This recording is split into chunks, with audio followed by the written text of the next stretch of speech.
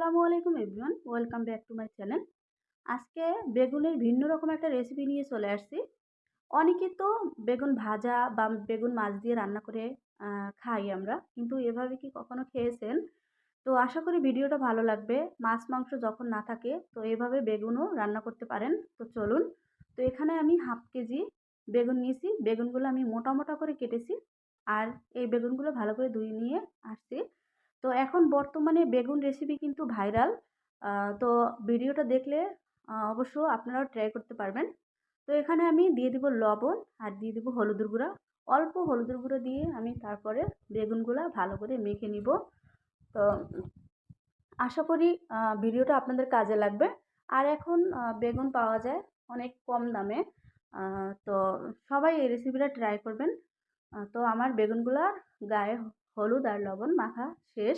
এবার আমি বেগুনগুলা ভাজবো। আর এই বেগুনগুলো আমি কিন্তু অল্প তেলে ভাজবো। একদম অল্প তেল দিয়েছি। এই তেলে আমি বেগুনগুলো হালকা করে ভেজে নিব। ভিডিওটা দেখতে থাকুন আর লাইক দিয়ে ভিডিওটা কন্টিনিউ করবেন। কোনো রকম স্কিপ করবেন না। তো সবগুলো বেগুন আমি এভাবে কম তেলে ভেজে নেব। তো বুঝতে পারবেন আমি এই বেগুনটা কিভাবে রান্না করি। আর মাছ মাংসকে কিন্তু হার মানাবে এভাবে বেগুন রান্না করলে। তো আমি বেগুনগুলো উল্টে দিলাম। বেগুনগুলো কিন্তু বেশি ভাজা যাবে না, আর বেশি একদম নরম করা যাবে না। তো আমার বেগুনগুলো কিন্তু ভাজা হয়ে গেছে। এখন আমি আরেকটু উল্টে পাল্টে তারপরে এপিট ওপিট করে নামিয়ে নিব। দেখতে থাকুন। তো আমি কিন্তু এই বেগুনগুলা যখন রান্না করছি, মানে রান্নার পরে কিন্তু খাওয়ার পরে ভয়েসটা দিয়েছি। অনেক অসাধারণ লাগে। তো আমার ভাজা শেষ, এবার নামিয়ে নিব। তো এই প্যানেই আমি আবার দিয়ে দেবো ৬ থেকে ৭ টেবিল রেগুলার রান্নার তেল, আর দিয়ে দেবো পেঁয়াজ কুচি। তো আপনারা চাইলে এখানে পেঁয়াজের পরিমাণটা একটু বাড়িয়েও নিতে পারেন। তো আমার পেঁয়াজটা হালকা একটু ভাজা শেষ। এবার আমি এখানে কিছু মশলা অ্যাড করব। দিয়ে দেবো হাফ টেবিল চামচ আদা রসুন পেস্ট। এখন আদা রসুনটাও আমি একটু হালকা ভেজে নেব, কারণ আদা রসুন থেকে একটু কাঁচা একটা স্মেল আসে, ভালো লাগবে না। তো এখানে দিয়ে দেবো হাফ টেবিল চামচ ধনিয়া গোটা মানে বাটা। তারপর দিয়ে দিলাম আমি জিরা বাটা। তো আমি এখানে বাটা মশলা অ্যাড করলাম। তো আপনারা চাইলে গুঁড়োও দিতে পারেন। তো এগুলো দিয়ে আমি ভালো করে একটু কষিয়ে নেব। দিয়ে দিলাম একটু পানি। এই পানিটা হলো আমি যে মশলাটা তৈরি করেছি বা পাটায় বেটেছি তার পানি। তো দিয়ে দেবো এখানে হাফ টেবিল চামচ হলুদের গুঁড়ো, হাফ টেবিল চামচ কাশ্মীরি মরিচের গুঁড়োটা একটু কালার করার জন্য দিয়েছি। সাথে আমি দিয়ে দিছি মানে আমরা যেরকম মরিচের গুঁড়ো খাই ওরকম। তো এখানে আমি কিন্তু কাশ্মীরি মরিচের গুঁড়োটা দিয়েছি, ওটা একটু কালারের জন্য, যে বেগুনের কালারটা সুন্দর হয় ওটার কারণে দিয়েছি। আপনারা চাইলে স্কিপ করতে পারেন। তো এখন আমি পানি দিয়ে ভালো করে মশলাটা কষিয়ে নিয়েছি। যত কষাবেন ততই কিন্তু যে কোনো তরকারি রান্না করবেন খুব ভালো লাগে খেতে। তো আমি একটু সময় নিয়ে তারপরে কষিয়ে নিলাম। তো এখানে আমি দিয়ে দেবো একটা টমেটো, ছোটো ছোটো করে কেটে দিয়েছি।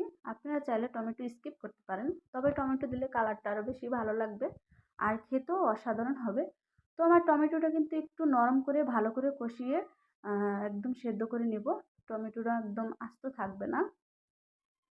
তো আমার কিন্তু একদম মশলা ভালো করে কষানো হয়ে গেছে। এবার আমি এখানে দিয়ে দেবো ঝোলের জন্য ১ পার মতো পানি।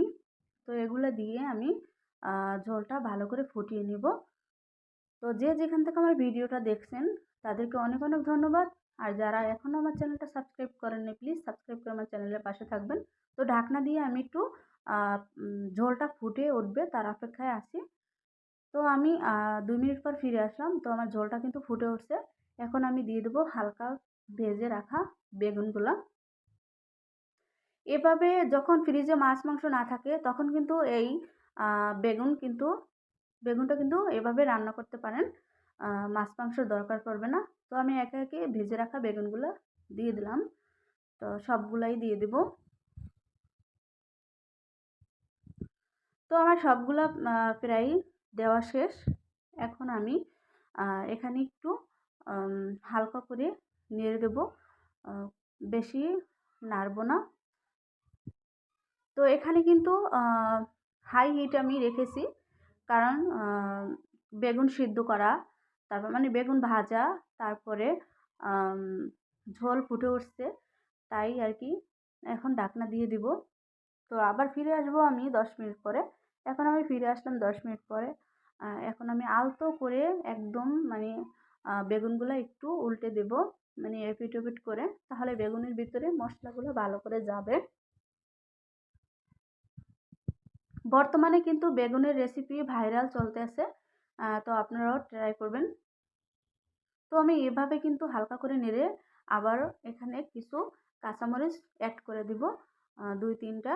তো আপনারা চাইলেও আরও বেশিও দিতে পারেন, ঝালের পরিমাণটা বাড়িয়ে নিতে পারবেন। যেহেতু আমি কাশ্মীরি মরিচের গুঁড়োটা দিয়েছি কালারের জন্য, তো আমি এখন দিয়ে দিলাম কাঁচামরিচ। তো আবার ঢাকনা দিয়ে ঢেকে দিব কাঁচামরিচগুলো সিদ্ধ হওয়ার জন্য। তো এখানে কিন্তু অলরেডি আমার তরকারিটা কিন্তু প্রায় হয়ে গেছে। এখন দিয়ে দিব ধনিয়া পাতা। এখন কিন্তু ধনিয়া পাতা খুবই সস্তায় পাওয়া যায়। চেষ্টা করবেন ধনিয়া পাতা দিতে। চাইলে আপনারা কাঁচা জিরা বাটার চেয়ে ভাজা জিরার গুঁড়োটাও দিতে পারেন, আপনাদের ব্যাপার। তো এখন আমি হালকা করে একটু নেড়ে দেবো, বেশি নাড়বো না, তাহলে কিন্তু বেগুনগুলো ভেঙে যাবে, খেতে ভালো লাগবে না।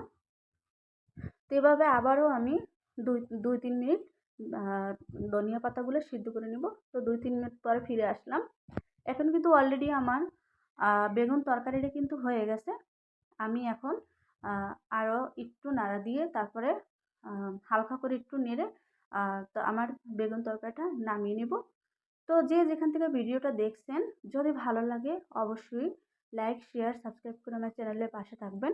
আর দেখা হবে নেক্সট কোনো ভিডিও নিয়ে। সবাই ভালো থাকবেন, সুস্থ থাকবেন। আল্লাহ হাফেজ।